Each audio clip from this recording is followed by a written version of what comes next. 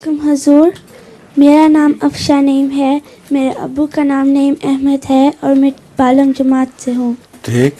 حضور، میرا پہلا سوال ہے، اگر کوئی شخص امام مہدی کو سچا جانتا ہے لیکن بیعت نہیں کرتا تو کیا وہ سچا احمدی ہے؟ اگر صحیح مانتا ہے، مسیح موعود کو سچا مانتا ہے تو پھر ضرور بیعت کرے گا۔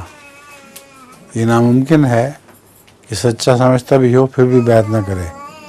اس لیے جو ظاہری طور پر کہتے ہیں نا سچے ہوں گے، ان کی باتوں کا اعتبار کوئی نہیں ہوا کرتا۔ جو سچا مانے دل سے، اس کو ضرور بیعت کرنی چاہیے۔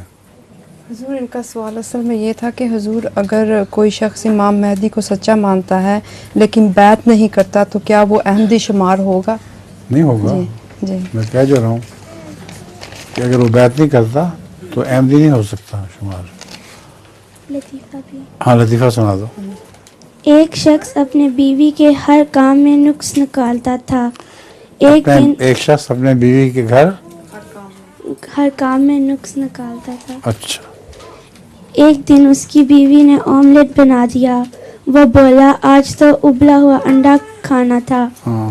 دوسرے دن اس کی بیوی نے سمجھداری سے آملیٹ اور ابلا ہوا انڈا بنا دیا۔